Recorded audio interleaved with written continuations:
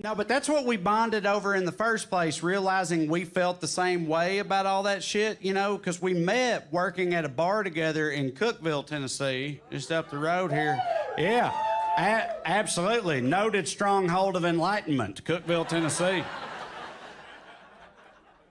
And one day early on, I overheard her talking to another server about that girl's roommate who wrecked her car. And the girl was totally fine, but it fucked her car up. She got a DUI, shitty situation.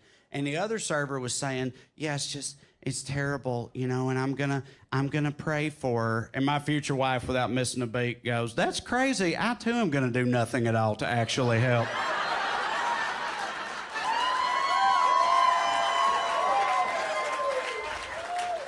Oh my God. Have my devil babies, you godless snowflake.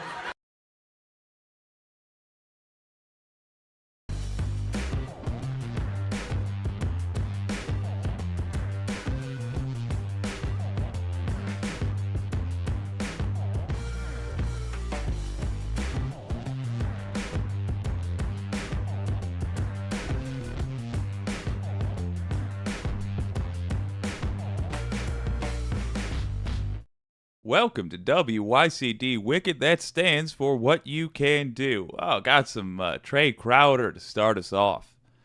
Never a bad choice.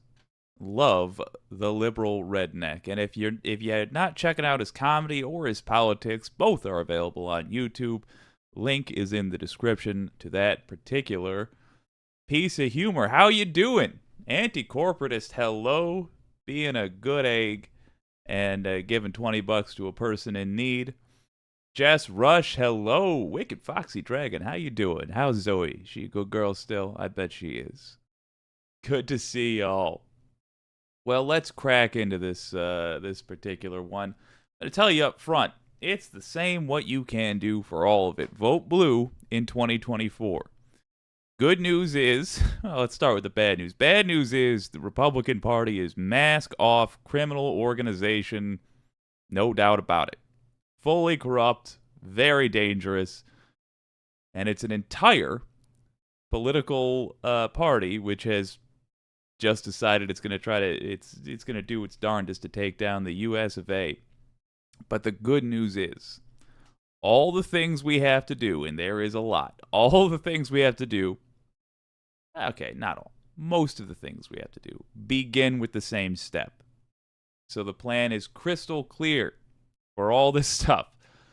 Vote blue in 2024. It is going to be increasingly apparent how necessary that is. All right, setting up this puppy.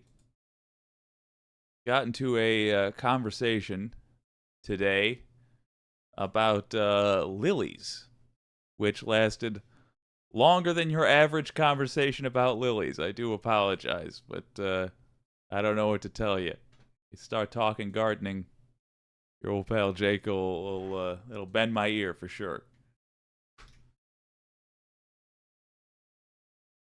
There we are. Okay, so we had a suggestion from Wicked Foxy Dragon yesterday. Really, I apologize for missing yesterday's show. Life happens. But, did I want to talk about this then? Delighted to talk about it now. Trump is he's in rather serious trouble. His chief henchman has been talking to the fuzz. Well, the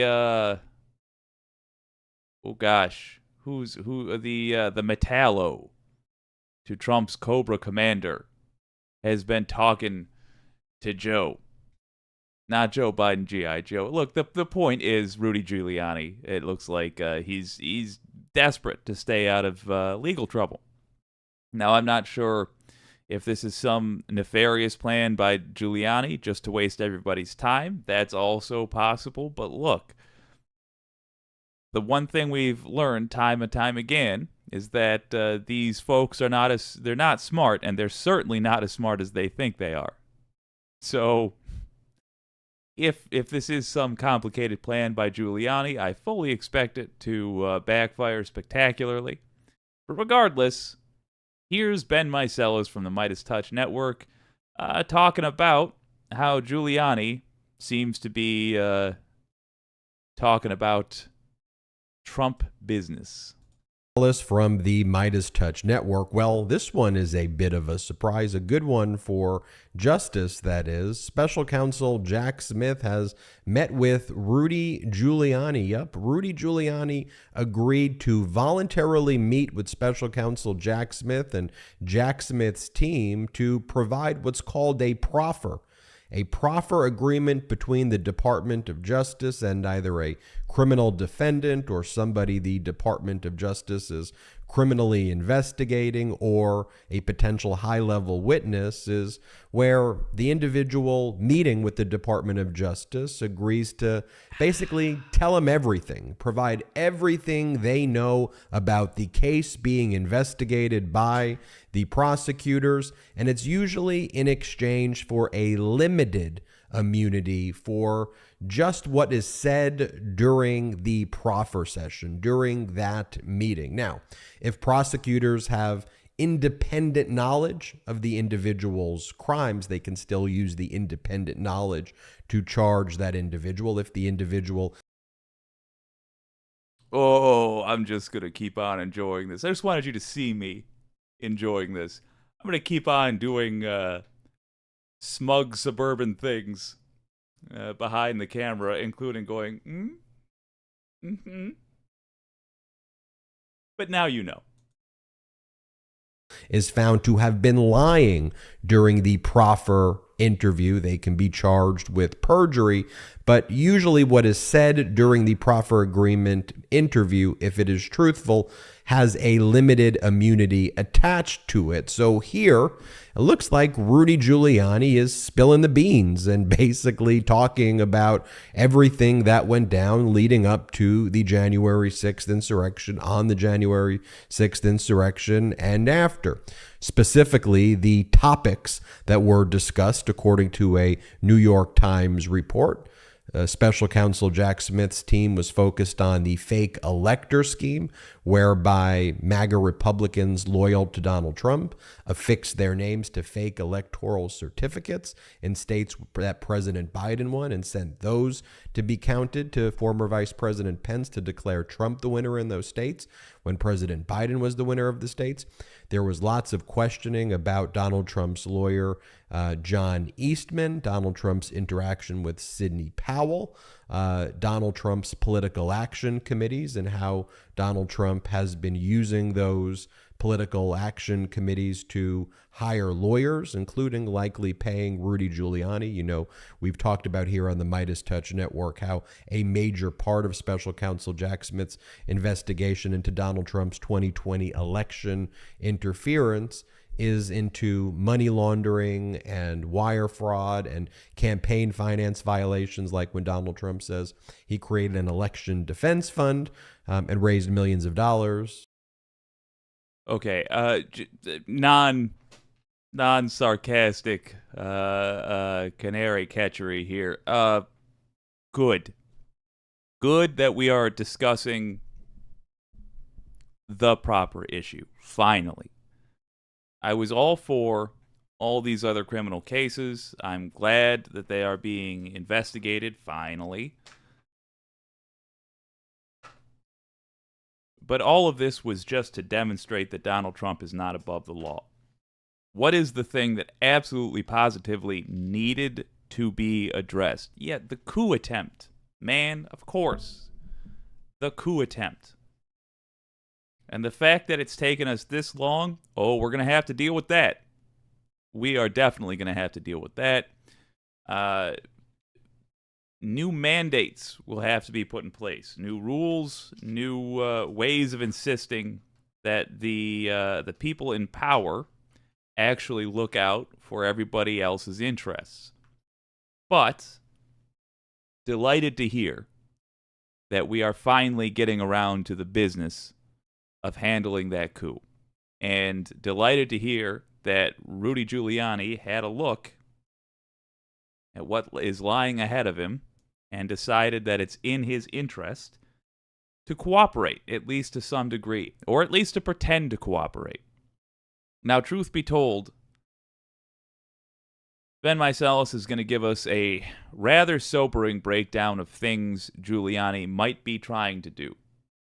But I remind you, he is not smart, period.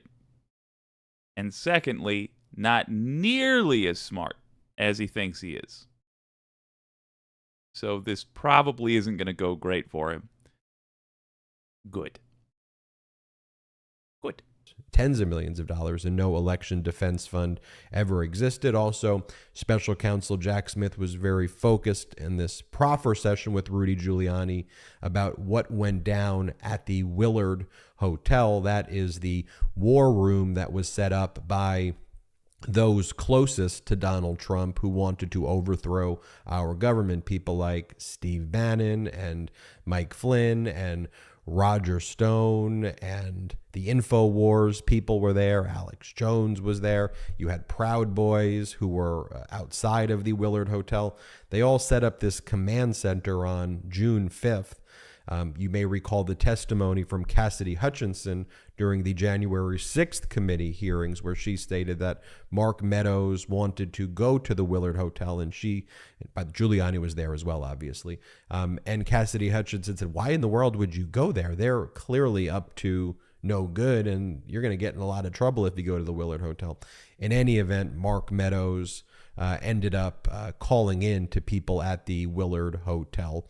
And it should be noted that we believe here at the Midas Touch Network, and many other legal observers believe as well, that Mark Meadows is cooperating with Special Counsel Jack Smith and Special Counsel Jack Smith's team, and likely did a proffer session as well. In addition, yeah, I mean, multiple nails in the coffin. Also, remember, Alex Jones and his legal team accidentally leaked the entirety of his phone's recorded conversations. How much do you reckon a lot of J6 stuff was on there? I'm sure he tried to keep most of it to a trader app of some sort. But come on. It's Alex Jones we're talking about. He's not terribly bright either. I expect some of that evidence is something Giuliani is reading right now, saying, look, we have this conversation that your whatever assistant had with Jones, saying, please help us do this betrayal. Also, worth noting, why do we know about this? Therein is the question. Jack Smith, generally speaking, has not been leaking. At least, if he has, it's been in a way that always happens immediately after Trump folks get access to information. So if it's Jack Smith leaking, why would he do it? I don't know. Maybe to stop us from tearing down FBI field offices as we are in search of justice. I would think more likely this got leaked from the Trump side of things.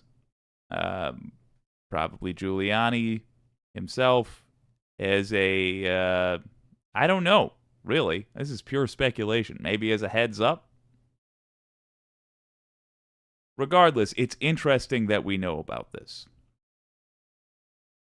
In addition to testifying before the criminal grand jury, we also reported here on the Midas Touch Network that Special Counsel Jack Smith's team was working out the final details of a proffer agreement with someone by the name of Michael Roman, who was Donald Trump's head of Election Day operations and was also heavily involved in the fake elector scheme.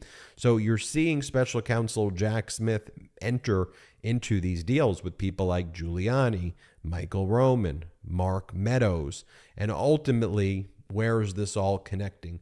The conspiracy connecting directly to Donald Trump. 60% of U.S. pork production comes from one company owned. Oh, Jordy got me again. Look, that's all I wanted from this. Let's talk about it on the other side.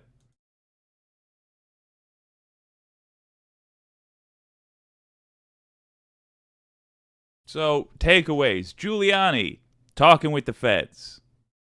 No, he's not on talking feds. I mean, he is talking with federal investigators, begging for mercy. That's the right thing to do if you're Giuliani. Now is the time to beg. Mark Meadows sounds like the same thing. And why do we know about it? Don't know, but that's intriguing in and of itself to me. My one concern is that these folks on the Trump team use the media to pass along messages to each other, including warnings. But I don't see who gains what from this knowledge being out there.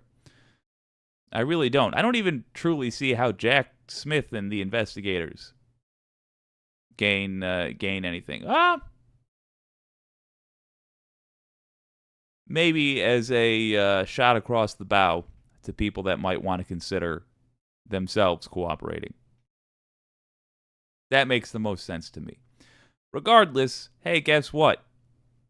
Whole bunch of GOP folks, once again, being demonstrated to be a bunch of criminals, at least it would seem, to have engaged in a bunch of criminal activity. And we should make sure this never happens again. How do we do that? We win the House, the Senate, and the White House in 2024. Get registered to vote. Be prepared to have your local criminal gang of Republicans try to stealthily unregister you to vote. So be prepared to double check. Get as many folks as you can registered to vote. Get as many folks as you can motivated to get out there and vote blue, no matter who. By the way, in the primaries, if you want to ensure that our job in 24 after that W is even easier, get progressives in office. Get them on the ticket and then get them in office. So vote in those primaries. The link to primary days and a schedule therein is in the description. Let's drink this tea together. See what the Wicked community has to say.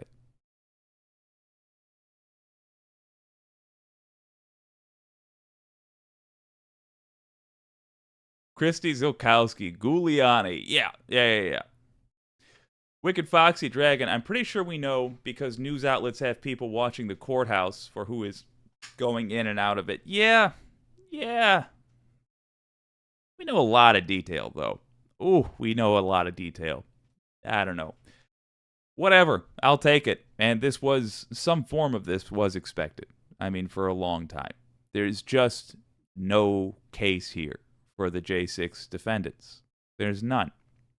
And they know it. And they gotta start singing. Speaking of Rudy the Rat, Jabberjaw Giuliani, wireless mic with the jab, Jabberjaw reference. I love it. Amongst my favorite cartoon musicians. Still falls short of Daft Punk, but ooh boy, I can't deny I enjoyed watching those Hanna-Barbera adventures. Don't worry, folks. If you're like, ooh, I was enjoying that Trump legal trouble. Oh, my friends. There's so much more. There's so much more.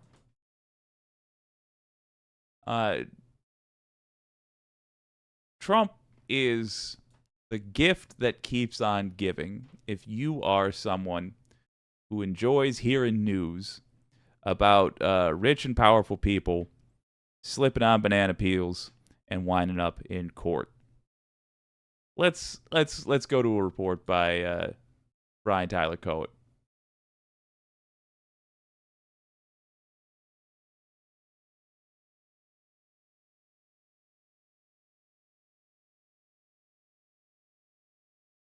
Well, Brian Tyler Cohen has an update on yet another of Trump's criminal woes. This time he says there's a nightmare development in a federal trial. I think I know what he's talking about regarding the various indictments. Was it 37 counts in the documents case? But let's let the man do his intro. I'd like to watch this piece with you and give a live reaction. Looks like the already staggering 37-count indictment against Trump in the federal classified documents case may have only been the beginning. According to a new report in The Independent, White House correspondent Andrew Feinberg has reported that prosecutors are now prepared to bring an additional 30 to 45 criminal charges against Trump in the coming weeks. Reporting suggests that the DOJ has made preparations to bring a superseding indictment, a second set of charges against an already indicted defendant that could include more serious crimes, and most importantly, that they could come in different venues, as opposed to putting all of the DOJ's eggs in the Judge Cannon basket in Florida. Okay, so let me eat some crow here. This makes me feel better about how blasé Jack Smith has been, prosecutors have been, regarding Judge Eileen Cannon. That said, because it sounds like, all right, we have some insurance here. There's going to be a superseding indictment. It's very likely to wind up with another judge. I have two thoughts. First is, we really shouldn't have to be guessing about this stuff. We really shouldn't have to be putting trust in this department, which has let us down so often. It's to me, I do feel like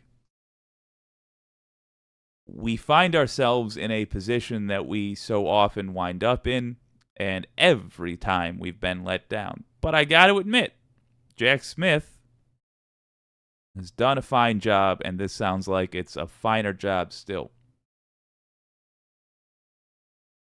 Thing number two is I genuinely wonder if Eileen Cannon came by that, won that draw legitimately. I can't prove anything. I beg you not to waste your time chasing down that conspiracy theory, because that is just a conspiracy theory. But that is how little trust I have in this system. And I find it more useful to demand that the people in charge of this system prove to us that they are acting legitimately, rather than chastise us for doubting them. I think the opposite should be true. If we doubt them, they should be chastised for causing that. I think the unreasonable conspiracy theories of the right have at least shown us one thing. These folks react to wild accusations. I don't think we should do what MAGA does and just choose to believe things without evidence.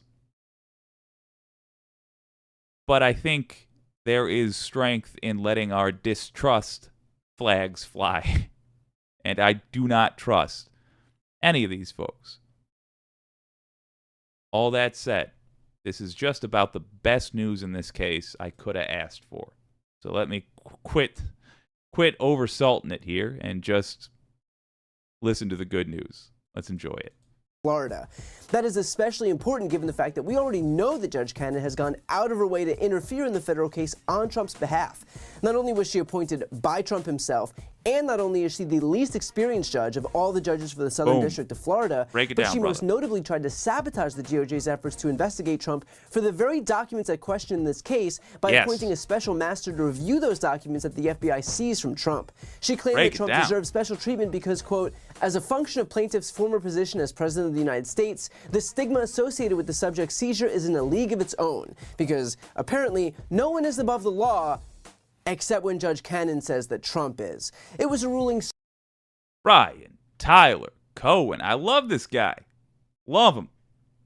Just knocks it out of the park time and time again. Big fan of BTC. Keep it going, brother. So erroneous that the conservative U.S. Court of Appeals for the 11th Circuit rebuked her, writing, "The law is clear. We cannot write a rule that allows any subject of a search warrant to block government investigations after the execution of the warrant, nor can we write a rule that allows only former presidents to do so."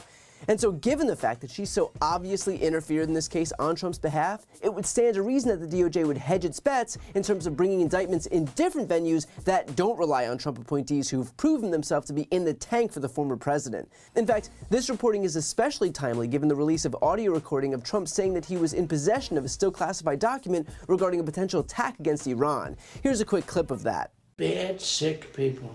That was your coup, you know, against you. Well, it started right.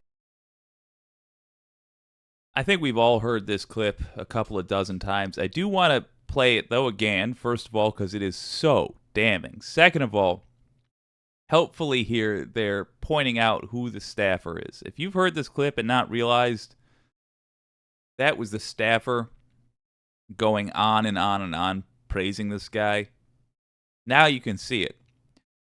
If you already know about the confession contained within this clip, then just pay attention to the staffer and ask yourself this. Would you want somebody running the country who feels the need to surround himself with such pathetic sycophants?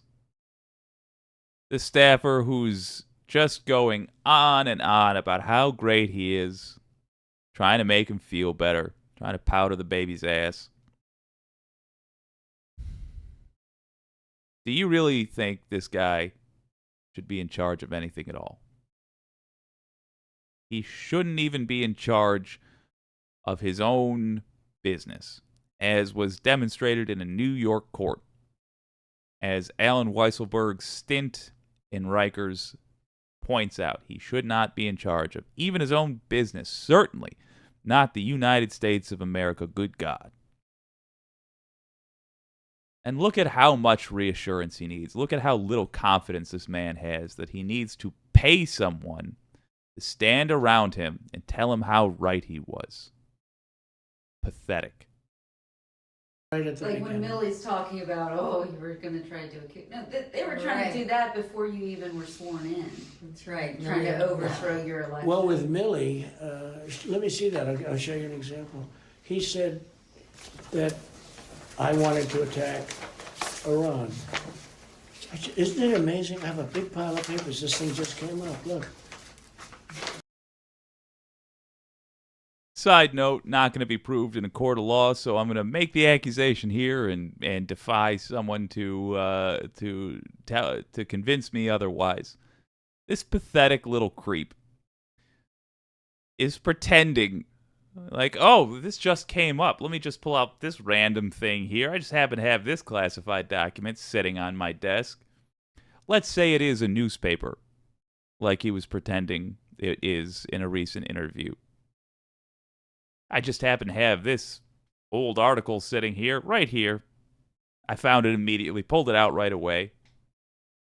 Oh, this just came up. Slide this across the desk. How not smooth can you be? How not smooth? How rough a delivery could you ask for? Now, bear in mind, he's going to try in this conversation when he goes, do you think we could, when he does that nonsense at the end, he's trying to get her, the ghostwriter of Mark Meadows' book, to say that Milley wanted to attack Iran and that Trump did not. Trump assassinated an Iranian general. He almost got us locked into a massive war. He's trying to get her to say that. And this, I just happen to have this article, this classified document, which you're not allowed to see. Just happen to have this here as we're just chatting. It's pathetic. And it shows what a greasy, blatant con man he is. And has always been. And if you voted for him, you got conned. not necessarily your fault. You are in a massive echo chamber built by billionaires designed to fool you, if that is who you voted for. That conman. Up there. There we go. But you did get conned, and you have to acknowledge that. And watch this creep try to do his normal con. This was him. They presented me this. This is off the record, but they presented me this. This was him. This was the Defense Department and him. Wow. We looked at him. This was him. This wasn't done by me. This was him. All sorts of stuff. It's pages long. Look. Wait a minute. Let's see here. Wait a minute. Yeah. I just found, isn't that amazing? This totally wins my case, you know. Except it is like highly confidential, secret. This is secret information. But look at this. You attack, and Hillary would print that out all the time, you know. she'd send Private it. email. No, she'd send it to Anthony Weiner, Yeah. the pervert. Please print. Two things, just because you can count on me to be petty enough to grab the details. Thing number one, listen to this staffer is essentially that creature that was on Jabba the Hutt's tail going, listen to her laugh before he does the Anthony Weiner joke. For the record, it's a solid joke. He just calls Weiner what he was, which is a pervert. Weiner was certainly that. He was a gross dude. I'm glad he got booted. But listen to when she laughs. Anthony Weiner. Laughing at a punchline which isn't there yet. No, she'd send it to Anthony Weiner. Ha ha ha ha ha ha ha. The pervert. Please print. By the way, It's just like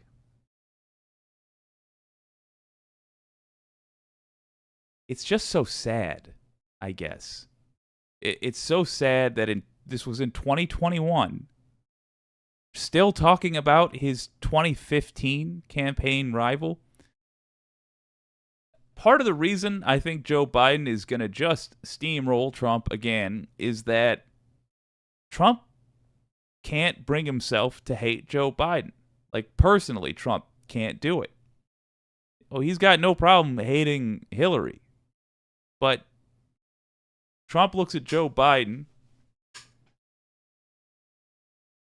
and he sees old white guy. And he doesn't know how to address people for the content of their character. There's no idea how to do that. So what is he left with? Nothing. He can tap into the hate for Hillary. He can surely tap into the hate for Obama. The irony is, they would do a better job at furthering their racist agenda, their bigoted agenda, if they were less bigoted. If they could just see people for people. But he can't. Anyway, I think it's humorously pathetic that these people are nervously laughing through his heckling. isn't that incredible? Yeah. Of an I ancient was just rival. because we were talking about it. And he said he wanted to attack Iran and what? These are the You did. papers. It's pretty This was done by the military, given to me. I think we can probably, right? I don't know. We'll have to see. I think we can maybe, we can sneak this. We can sort of. Amazing to me that this guy might have kept classified documents just to try to lie about what they said. To try to con people into believing that Mark Milley wanted to attack a country that he did not want to attack because only a moron would have wanted to go to war with them. Jesus Christ. Amazing. Let's let Brian Tyler Cohen finish this up. Yeah, I'll have to try to figure out Declassify. yeah. See, as president, I could have declassified Yeah. it. Now I Oh, can't, you know. and admitting to the Yeah, crime. so now we have a problem. Isn't that interesting? Yeah.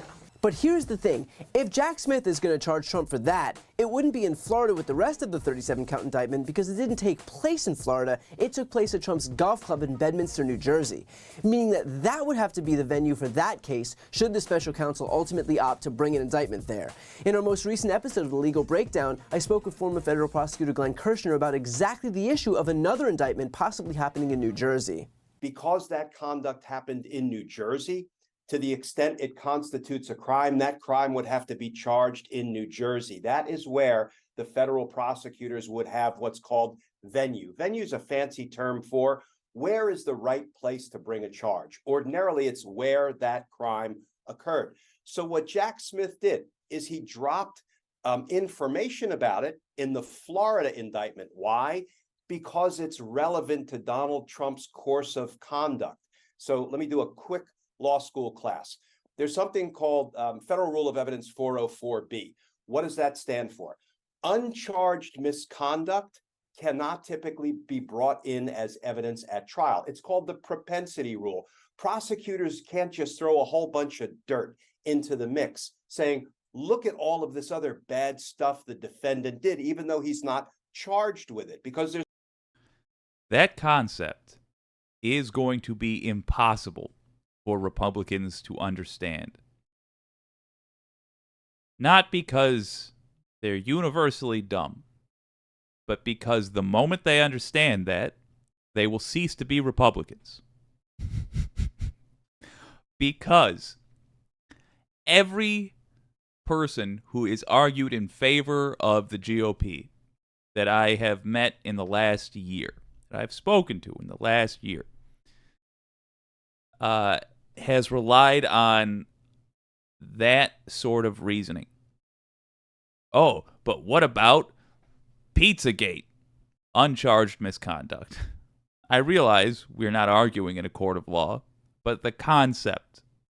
What about this, that, or the other thing that wasn't proved? What about all the stolen election in 2020? None of it proved. None of it charged, for that matter. As in by, authorities. What about? If a few Republicans get familiar with the idea of your needing to stand by an argument or a fact, the legitimacy of a fact that may support your larger argument, they're going to have a real hard time staying Republicans because so much of the reasoning they rely on to stay Republicans just evaporates. There's a rule that says you can't introduce evidence that somebody has the propensity to commit a crime unless that evidence falls into a certain exception. So you can put uncharged misconduct, like what Donald Trump did in New Jersey, into the Florida indictment if it's relevant to show a common scheme or plan, if it's relevant to show motive, knowledge, or intent, if it's relevant to show that there was no accident or no mistake involved in the defendant's conduct. And frankly, this evidence fits all of those exceptions because what it makes clear is not just that Donald Trump was unlawfully retaining classified information, but he says on the tape, I could have declassified this when I was president. I didn't. I can't declassify it now. Therefore, it's still secret. All of that will become relevant in the Florida prosecution. But if it was going to be charged as a crime, it would have to be charged up in New Jersey. Really interesting. Really interesting stuff. Saw some interesting comments. Want to get to them. We will, let me switch here. Want to get to them. If you want to see the full Brian Tyler Cohen clip, the link is in the description.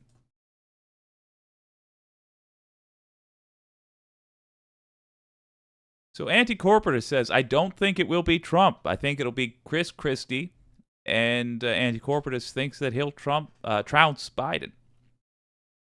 That's, I think, along the lines that I agree with in terms of who will actually be the candidate in 2024. Can't stress enough that a year is an eternity in politics, and Trump in mid-2023 is getting hammered, absolutely hammered with court cases. It is exhausting to be a Trump supporter in these times because the evidence just keeps piling up, and he keeps telling lies that he's asking his folks to believe and to commit to in front of their friends and family, and then he undoes them, and then he makes them seem foolish because he'll say the opposite. It's exhausting, and it's just going to keep happening. And even if you are in the cult, you will have to come to peace with the fact that he is not going to win the general election. He just can't do it because sane people will never vote for this guy again. Nobody who votes for this guy should be allowed into polite company. Ever. Is it going to be Chris Christie, though? Yeah, maybe. That seems reasonable. I think, shockingly, Mike Pence, maybe.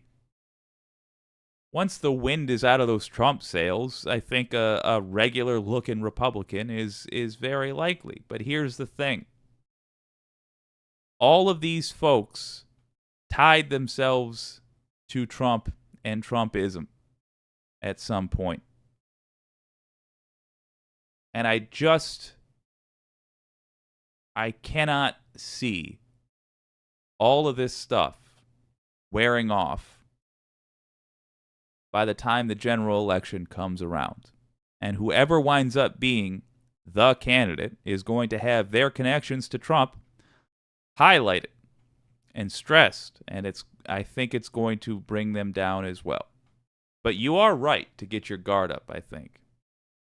And the good news is, with stuff like this, with multiple cases coming out of a series of crimes, there is going to be plenty of opportunities for us to highlight for folks exactly how evil the entirety of this political party is, because they all knew and most of them participated.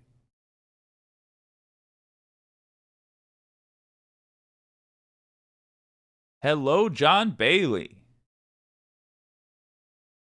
Chess Rush, his dental paste needed a touch-up. Christy Zolkowski, these are the papers. An actual quote. Ridiculous. Wicked Foxy Dragon, Trump sounds drunk. Yeah, I mean, I got floppy cheeks too. You know, I'm sympathetic, but he always sounds a little drunk. Trump calling someone else a pervert. I know, right? Oh, Wicked Foxy Dragon. I know pot, kettle, kettle, pot, but I guess he would know one when he sees one. Yeah. Sees one every day when he brushes his teeth. Rex Trek, good to see you. Oh, God, Jess Rush. They saw it. They knew they were in trouble for seeing that crap. Yeah. Anti-Corporatist, was that a staffer? I thought he was entertaining someone. Yeah, both. He was entertaining somebody, but he doesn't have the self-confidence to sit down with people without a bunch of yes folks paid to laugh at his jokes nearby. So the person who was doing most of the talking that wasn't Trump was a staffer going, yeah, boss. You tell him. Also, incidentally, just can't stress enough how she was talking about they were the ones doing a coup. Still fresh in the mind, I see. But the other voice that would occasionally chime in was a ghostwriter for Mark Meadows' autobiography. Also quite a GOP sycophant. But having the awareness to know that you can't really publish anything that acknowledges you saw classified documents that you weren't supposed to see. Oh, God. All right. Well, we got some sad news. But believe it or not, I have a somewhat optimistic view of it. Not because I think it's secretly somehow good. No, it's bad. But it's just... Well, we'll talk about it in a moment. But it's more of the sort of things that make it clear what Republicans are all about, and I think that's healthy. It's healthy.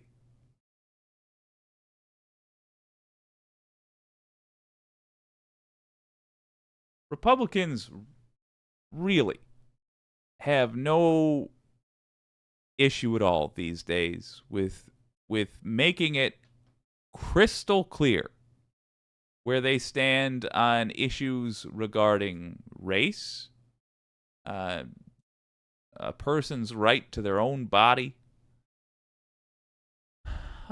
decency.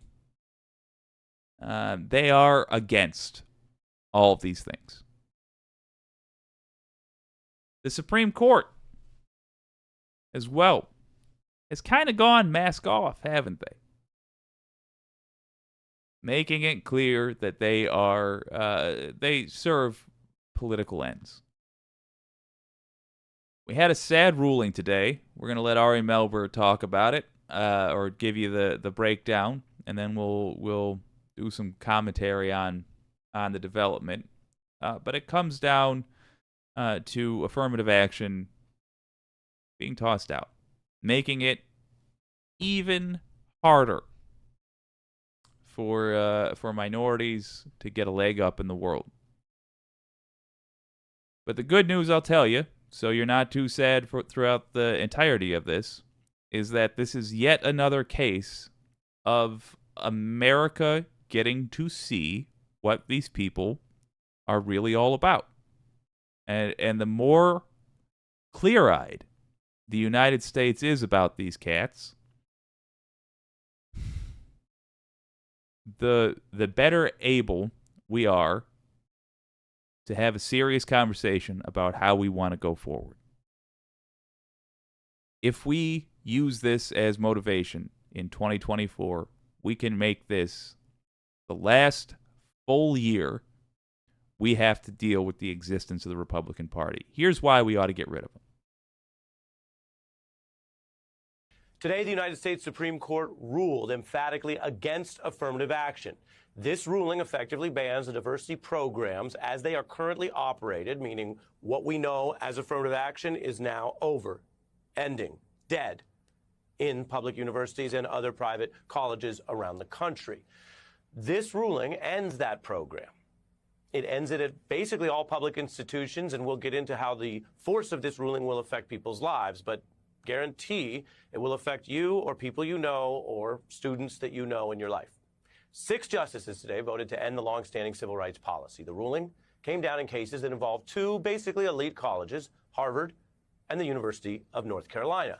Republican appointees on this court declared the policy, which, to be clear, has been legal and constitutional and quite common for many decades in America, is now, as of today, as of this ruling today, it is now unconstitutional discrimination. Justice Roberts called it illegal discrimination.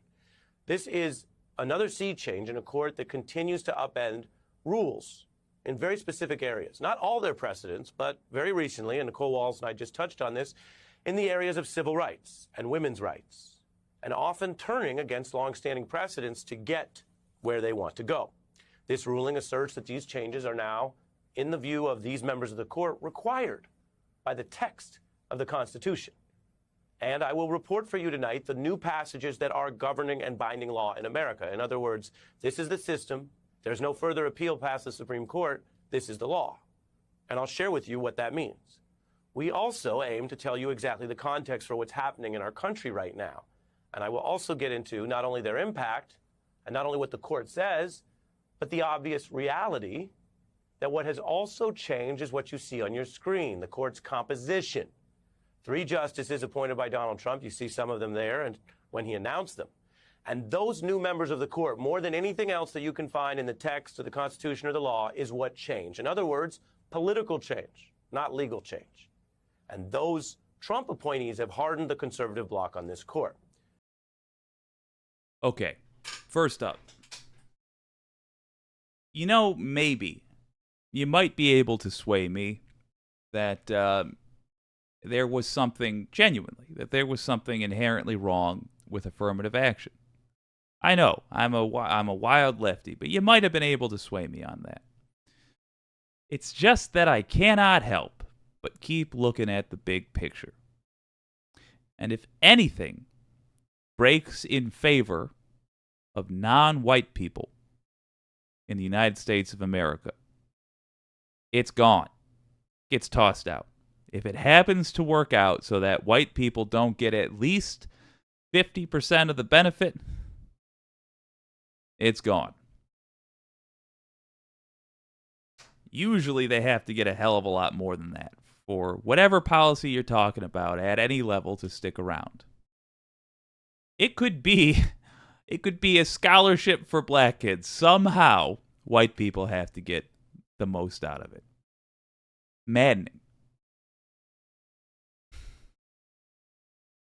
The other thing that I really, really want to stress here is that the votes that passed this were gained unethically. I might argue illegally, even though Mitch McConnell put forth a legal theory for why he was doing what he was doing. But undeniably, they were gained unethically. Merrick Garland, weak as he is, should have either Amy Coney Barrett's seat or Brett Kavanaugh's seat.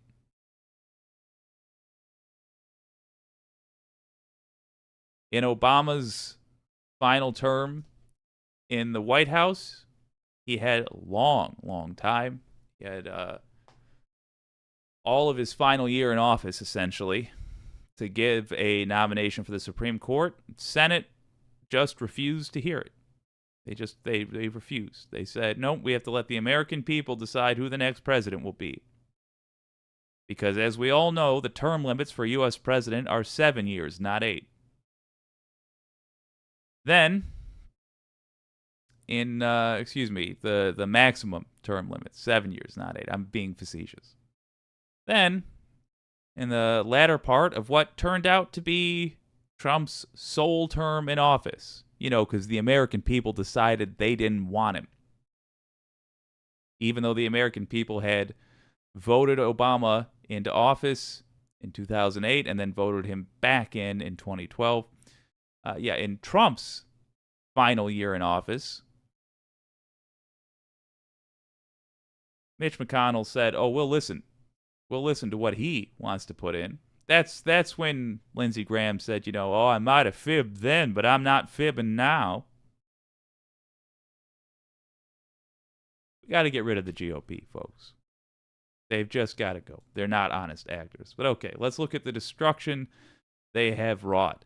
Bear in mind, we're going to have an opportunity to fix this. We won't fix it in time for a lot of folks. A lot of kids that are about to be young adults. We won't be able to fix it in time, even if we win in 2024. And what's worse is this is going to affect how high schools perform, because you're going to have a bunch of high schoolers who right now are going to go, well, the racism isn't gone, but the thing that's designed to help counteract the racism now is I'm probably not going to get into college, am I? I'm probably not going to be given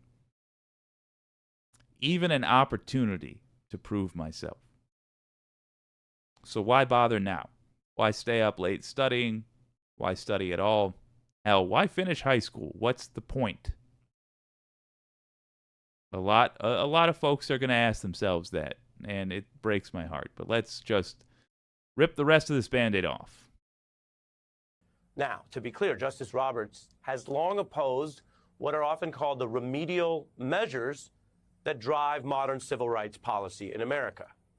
And this is not law school. I'm not going to go into all the weeds of it, but I'm going to simplify it and summarize it by saying that when the American system, through Congress and through its institutions like schools, has tried to address these problems, it has done so through federal oversight, through federal programs on the government side, the oversight of southern states, for example, dealing with attacks on voting rights and racism. But it was Roberts who used his position on the court to first undercut MLK's Voting Rights Act. He argued there, and this is relevant tonight, he argued there that the federal medicine had become worse than the disease.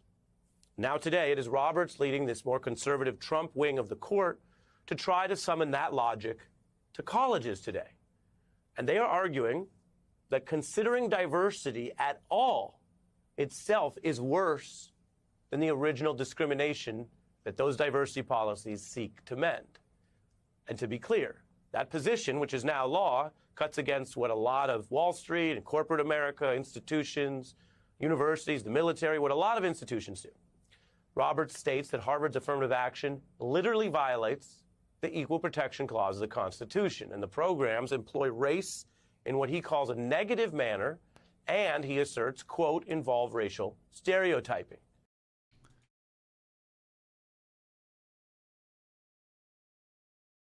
So, just a heads up, there is a chunk of people in this country that need to be dragged by the collar into the modern era. Don't forget that. They have always existed. There is a poisonous culture, which for some reason we have allowed to go on existing, that tells people that they should look for any old excuse to make minorities' lives harder.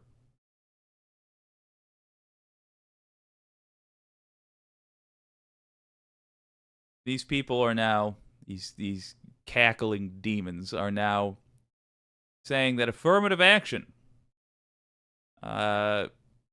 which is designed to counteract, frankly, the racist tendencies that we consistently display in this country, that is measurable, that in fact has been measured, designed to counteract that, we got to get rid of it. And why, what is their justification? Well, it's awful racist, isn't it? The audacity. It's shocking. It really is.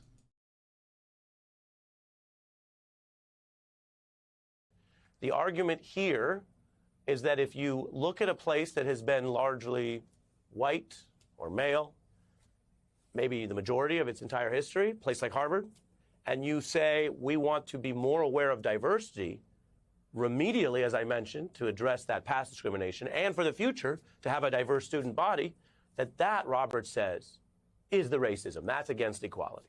Quote, the entire point of the Equal Protection Clause is that treating someone differently because of their skin color, he writes, is not like treating them differently because they are from a city or a suburb, or because they play the violin poorly or well.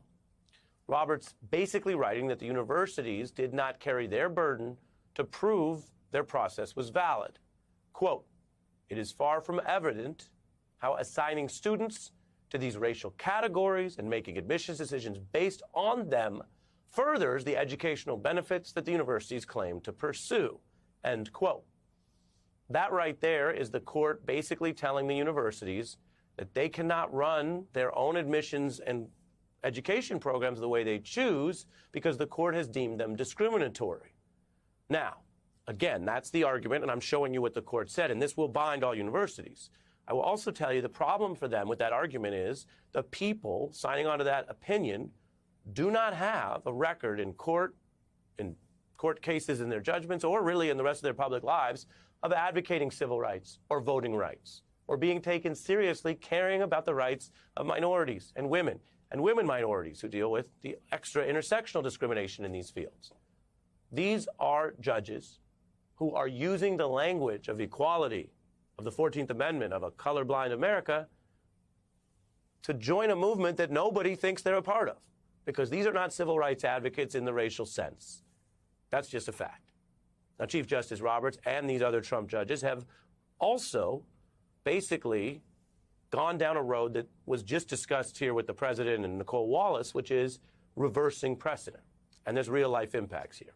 Now, affirmative action has already been eliminated at the local level by certain states. In other words, just as Harvard chooses to do it, some states have chosen not to do it.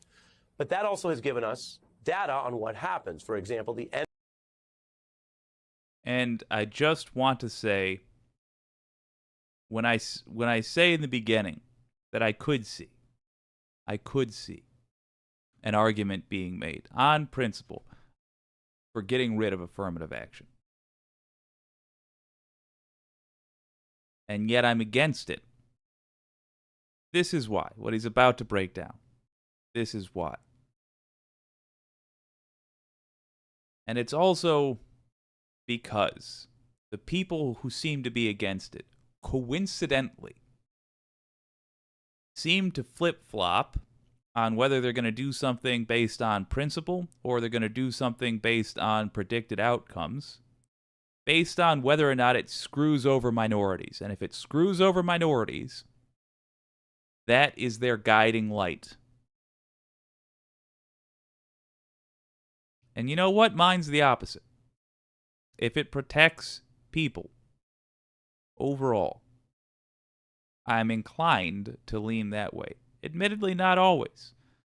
I would go as far as to question whether we should have affirmative action. But when I see the sort of things, as I have in my own state, and you can see, by the way, some awfully liberal leaning places up there, because yes, we do things based on principles, generally. When I see the outcomes, it tells me that we are not yet ready for the end of this, which has been forced upon us. End of affirmative action in certain states led to a drop in minority enrollment at the top public universities in those states.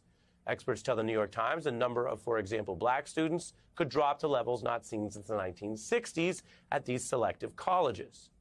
Again, these are diversity programs that have been legal and used for many decades. In fact, when you hear talk about law and precedent, as recently as 2016, just within a decade ago, this was upheld in a form, not 100%, but basically a version of affirmative action was still upheld by the Supreme Court.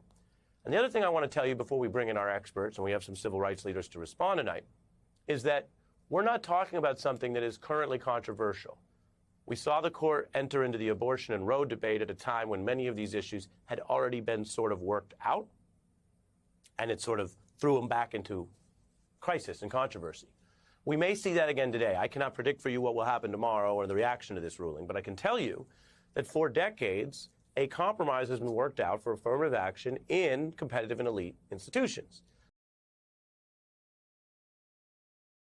So look, I'm going to end the recorded segment. I want to watch the rest of this with the live audience for sure. I just want to cap it by saying again, we can actually fix some of this, believe it or not. We can fix some of this the same way, though, we fix everything else that is being broken. And admittedly, the tab of IOUs for the future generation is getting awful long. It's going to be hard. There's a lot of work being made for us. But the way we do it is the way we do everything on the show tonight. We have to win in 2024. We need the trifecta, House, Senate, and White House. And we need to keep telling people in our communities it's important. It's fate of the country stuff. The Republican Party will keep hurting us. They're going to hurt us all like this. So we got to get rid of them entirely. They have to just be a non-viable party. And yeah, we got to get rid of some of these judges too. We're going to have to probably work on pushing Biden to undo this. And I'll point out that affirmative action was just ruled against after it was essentially ruled in favor of earlier. Let's take a lesson from these devils. We'll do something new. It'll be affirmative action, but with a little drink umbrella in it. And make them say no to that in the court. Make them challenge that.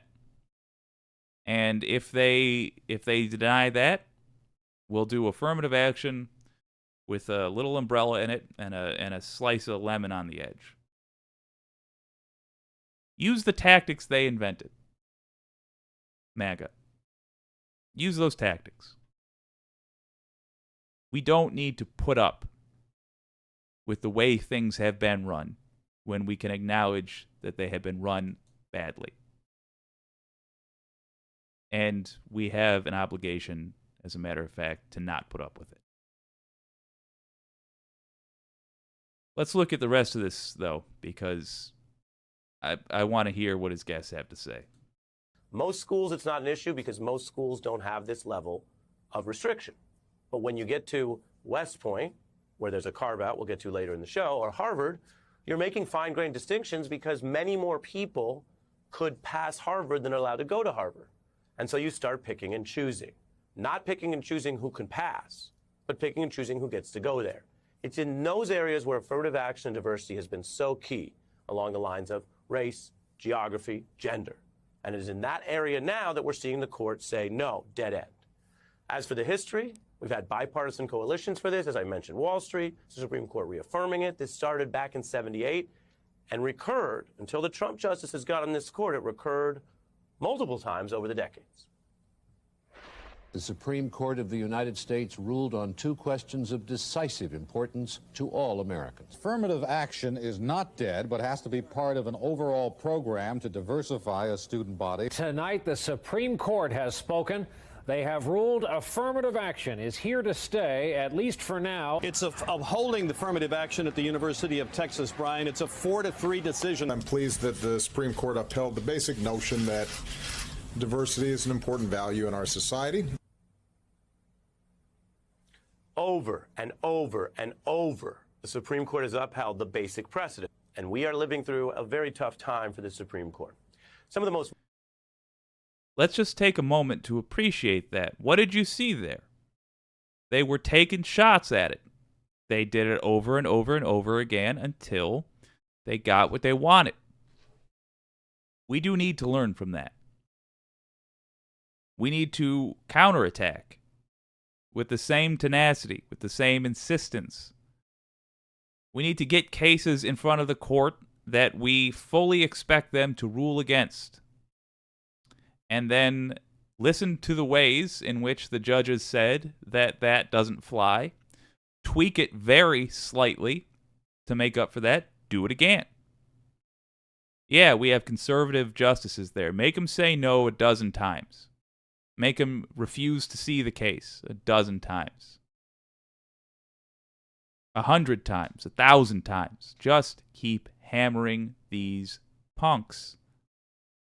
It serves two functions. One, there is always the chance that you'll get them on just the right day and they'll be so sick of dealing with the issue that they'll just rule in your favor because they're human beings and they're sick of being constantly having their names up there next to the great bigots of history, the people who stood in the way of progress. They will, probably get sick of that eventually. Or maybe they'll get sick of that eventually. I mean, I'm sure that would give Alito a full throbbing erection to be included amongst Confederate generals and whatnot, but the rest probably don't want that.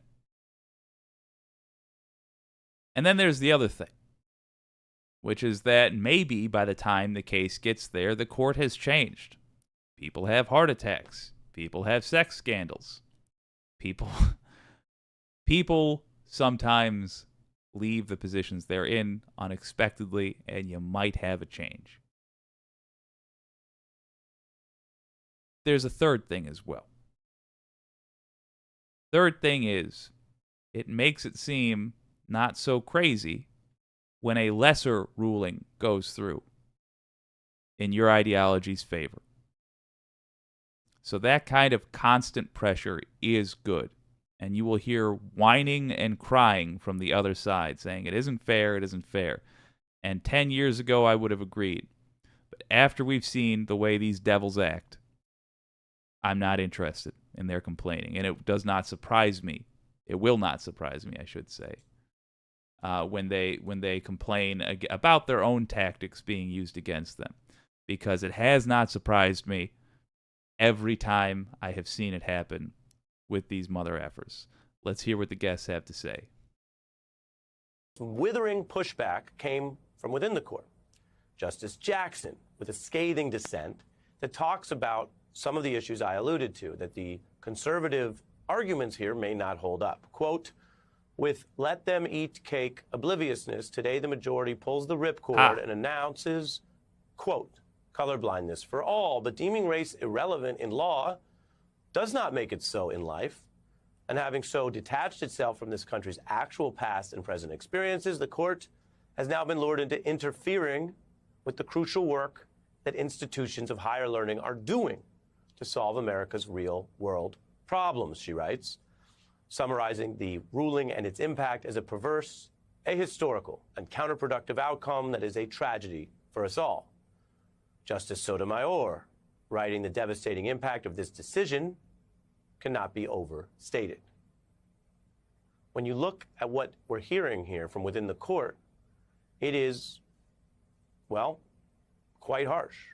Some justices reading their dissents from the bench, one of the rare ways that they sort of mark an extra strong dissent.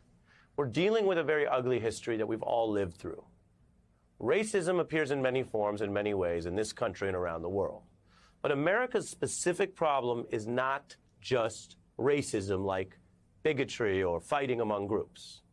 America's problem, and we've talked about this many ways, and here we are tonight talking about the Supreme Court apparently blind to it in a week where we're hearing about blindness and colorblindness. America's specific problem is being a government and a alleged democracy founded on racism, state-sanctioned, and stitched into the very fabric of our founding documents. The Three-Fifths Compromise, the racism of slavery, the 14th Amendment, finally brought to address, allegedly, some of these issues being cited today by the people against any consideration of race and diversity. So the problem is not just how we deal with each other, although there is that. The problem is deeper in whether we have a government that can actually deal with these issues so that we might yet one day transcend them. No guests in that clip. Darn it. He did a good job at talking them up. I wanted to hear him. I'll look for them. Yeah, it's a bummer. Sucks, man. We probably could have guessed this was coming, given the makeup of the court. Sounds about white, as they say. Look, Republicans, God help me, Kanye West was right about something. George Bush and fellow Republicans don't care about black people. They don't care about the best outcomes for a good chunk of Americans, and this does not help anyone. This doesn't even help the shitty white kids that whose parents are wealthy and are going to buy their way into the institutions. Not really, not in the long term. Being handed a victory will not make you a more formidable person. It won't make you a better competitor. It just hurts. And the reaction to this on the other side, when we have successfully won the battle in 2024 and have a blue House, blue Senate, and blue White House, we're going to have to get its equivalent in. We're going to have to make it easier, in short, for minorities to get college educated. We have so many obstacles already. It's gonna suck. It's gonna be awkward. We're gonna have to step around this garbage ruling for a while. But we will do it. Because we just have to. It's that simple. Let's see what the Wicked community has to say. I do want to check this out.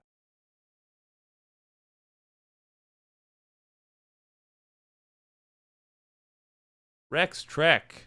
Definitely fate of the country stuff, agreed. So glad statistically only 20 years left on this rock. Woof. Rustbox. I'm a lefty and I disagree with affirmative action. Any discrimination based on race stinks of a bad idea. Yeah, I'm the same way. That's why I say I could see an argument being made for it. It just doesn't surprise me that this stuff only really gets it only crops up. We only have any sort of bipartisanship on it when it hurts black folks. Christy Zilkowski, clearly Ari agrees. Jason Hatfield can't unsee. Oh, I don't know what it was in reference to. Darn it.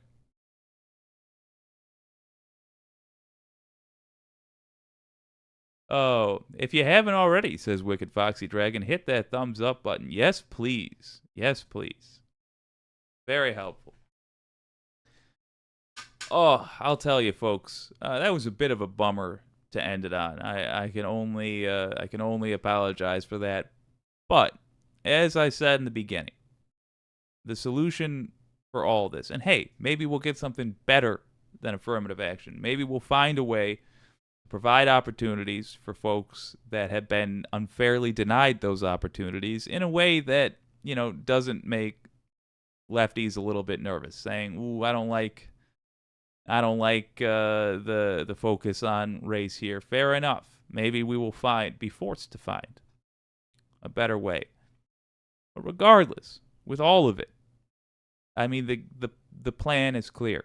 2024 needs to be an utter sweep for the Democratic Party. Republicans have got to go forever. We need to be done with them as an existent,